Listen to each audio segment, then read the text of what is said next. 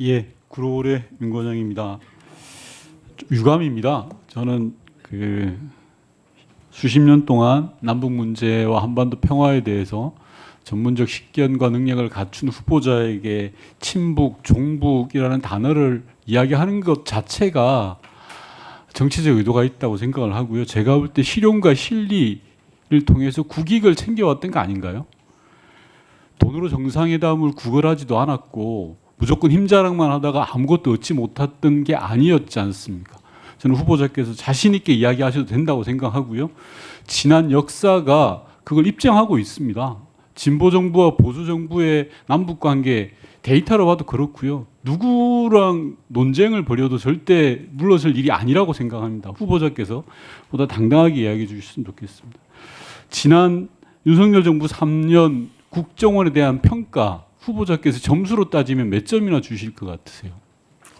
예, 존경하는 윤건영 의원님 질의에 답변드리겠습니다. 제가 국정원장으로 취임을 해야 되는 마당에 점수를 매긴다는 것 자체가 네, 적절하지 좋습니다. 않다고 생각합니다. 예. 가장 중요한 과제가 무엇이라고 생각합니까? 원장으로 취임하게 된다면. 예, 저는 국정원 직원들 하나하나가 자부심을 가지고 전문성에 기초해서 근무하면 나는 평생 이 직장에서 영예롭게 근무할 수 있다, 이런 생각을 갖게 하는 거라고 생각합니다. 네, 저하고 좀 생각이 좀 다른 것 같은데요. 이번 불법 내란이 실패했던 주요한 이유 중에 하나가 저는 국정원이 개입되지 않았던 것이라고 봅니다. 그 과정에서 홍장훈이라는 사람이 중요하지만 아울러 제도도 특히 중요했다고 생각합니다. 국내 정치에 관여하지 못하도록 우리가 제도 개혁을 했기 때문에 이번에 불법 내란을 막아낼 수 있었던 건 아닌가 싶고요. 지금부터 PPT를 보면서 말씀드릴 텐데 좀 짧게 답변해 주시면 좋겠는데, 저는 지난 3년의 국정원 흑역사를 한번 정리를 해봤습니다. 첫 번째 보시면요. 미국의 IRA 법 관련해서도 국정원이 사전에 동향을 파악해서 각 부처에 공유 전달해야 되는데 전혀 하지 못했습니다. 국정원의 답변이라고 하는 것이 연유가 있어서 제때 전달 못했다라는 식이었습니다. 실제로 제대로 정보를 파악하고 있지도 못했고요. 다음 PPT 봐주시면 중국에 대규모 탈북민들이 있었는데 이게 강제 북송될 거다라는 정보를 사전에 분명히 인지했습니다. 이영환 탈북단체 대표가 이틀 전에 알려줬다라고까지 진술을 했습니다. 그런데 국정원장은 정보위에 나와서 전혀 이런 사실, 구체화된 첩보가 없었다라는 식으로 국정원의 존재 자체를 의심하게 만드는 답변을 했고요. 다음 PPT 봐주십시오. 너무나도 유명하죠. 엑스포 유치전 관련해서 국정원은 해외 정보망을 총가동했다라고 이야기했습니다. 그런데 실제로 현실은 대한민국이 29회밖에 얻지 못했습니다. 과연 국정원의 해외 정보망이 제대로 살아 있었는지 의심을 갖게 만듭니다. 그 다음 PPT 봐주시면 압권입니다. 정보사 군무원이 기밀을 유출해서 우리 정보 역량의 상당수가, 구체적 수치는 제가 이 자리에서 언급하지 않겠습니다. 한순간에 무너져 버렸습니다. 그런데 이런 기밀 유출 보안 사고가 2년 넘도록 진행되도록 국정원은 손 놓고 있었습니다. 원장 후보자께서 이런 사실 다 알고 계시죠? 예. 마지막 PPT입니다. 민감 국가 지정과 관련해서도 국정원은 전혀 인지를 못했습니다. 기술 유출 및 보안 문제로 사전 경고 받은 바 없다라는 답변을 할 뿐이었습니다. 자, 이제까지 제가 대표적인 사례 국정원의 흑역사를 보여드렸는데요. 이게 지난 3년 국정원의 역사인 것 같습니다. 앞서 많은 존경하는 의원님들 말씀 주셨는데 국정원이 정치적 중립을 놓치고 국정원이 가져야 될 국가기관으로서의 고유한 사명을 놓치니까 이런 일이 발생하는 겁니다. 존경하는 박지원 의원님 이 자리에 계시지만 현 원장이 전임 국정원장 둘을 고발했습니다. 그리고 국정원을 정치적으로 악용했습니다.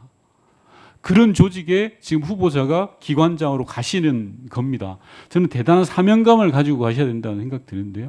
몇 가지 간단하게 좀 확인을 하겠습니다. 저는 국정 운영과 국정원 또한 마찬가지로 이어달리기라고 생각합니다. 원장으로 취임을 하게 된다면 전임 원장님들 진보 보수 떠나서 꼭 다 만나보실 걸 권하겠습니다. 그렇게 하시겠습니까? 예, 하여튼 가급적 그렇게 하도록 하겠습니다. 자, 두 번째 질문 드리겠습니다. 앞서 의원님들 말씀 주셨는데요. 불법 내란에 관여된 걸로 의심받고 있는 정황들이 여러 가지가 있습니다. 국정원에서 제조해서 각 부처로 보내고 있는 비화폰 관련해서 국정원장과 경호처장의 통화 이후에 대통령 윤석열 전 대통령의 비화폰 기록이 삭제되었습니다. 그럼 당연히 의심할 수밖에 없죠. 왜? 비화폰의 기능을 제대로 아는 사람은 김성훈 차장 등 경호처 내 관련자들인데 그 자들은 그런 지시나 조언을 한 적이 없다고 합니다. 그러면 남아있는 유일한 사람은 조태용 전 국정원장입니다.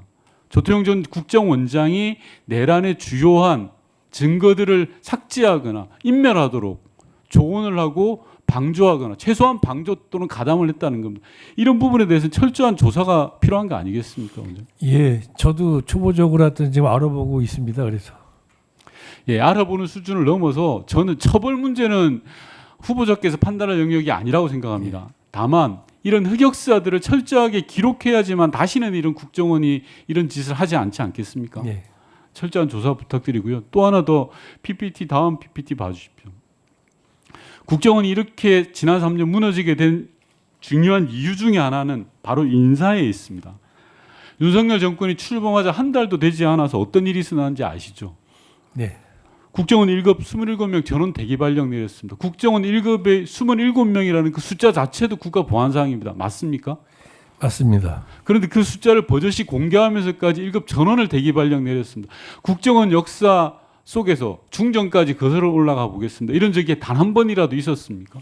없었습니다. 아무리 정권이 바뀌고 진보 보수가 바뀐다 하더라도 이런 적은 없었습니다. 그 이후에도 PPT를 보시면 2급, 3급 100명 단위로 대기 발령 내고 교체했습니다.